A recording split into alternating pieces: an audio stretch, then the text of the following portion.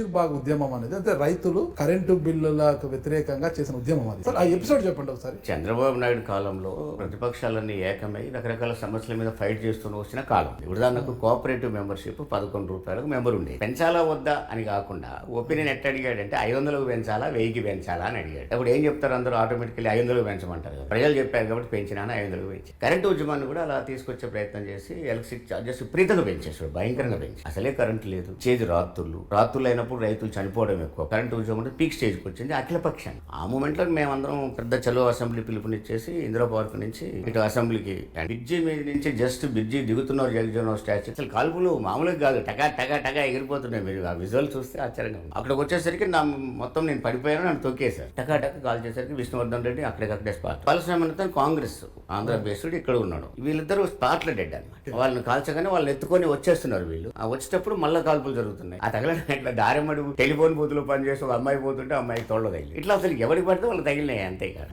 ఇక అసలు విపరీతంగా కొట్టుడు, ఎటోడటు పరారు, జనాలు దెబ్బలు. అది వీళ్ళ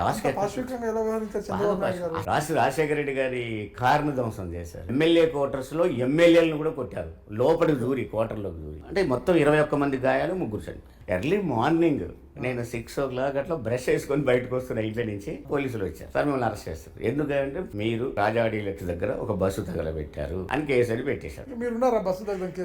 అసలు బస్సు లేదు, కేసు లేదు, తగలబెట్టేది లేదు, అసలు ఉన్నది లేదు అక్కడ. ఎమ్మెల్యే కోర్ట్స్ ముందు సిపిఐ నారాయణ, సిపిఎం రాఘవులు వీళ్ళు కూడా బస్సు తగలబెట్టిరని వాళ్ళ మీద కూడా కేసు. అది ఎందుకు అలా చేసింది ప్రభుత్వం? దాదాపు 2003లో వాళ్ళ ఇన్ఫ్లుయెన్స్ తగ్గుతూ వచ్చిన తర్వాత ఒక ఈ ఐక్యతని మరి భంగం చేయాలనా లేకపోతే ఒక భయాన్ని సృష్టించాలనా, బట్ ఏంటో కానీ ఉద్యమాన్ని నీరుగారి చర్యలు చేయాలనే ప్రయత్నం ఉంటుంది అనుకుంటున్నాను నేను. తర్వాత ఆశ్చర్యం ఏంటంటే చనిపోయిన 3గురికి బషీర్బాబులో స్తూపం కట్టిద్దామంటే స్తూపానికి పర్మిషన్. రాజశేఖర రెడ్డి గారు తిరిగి అధికారంలోకి వచ్చినాక ఈ 3 కుటుంబాలకు కూడా ఆర్థిక సాయం చేయడం, గవర్నమెంట్ నుంచి కూడా ఇంటింటికి ఉద్యోగం కూడా ఇచ్చి నేను ట్రై చేస్తాను.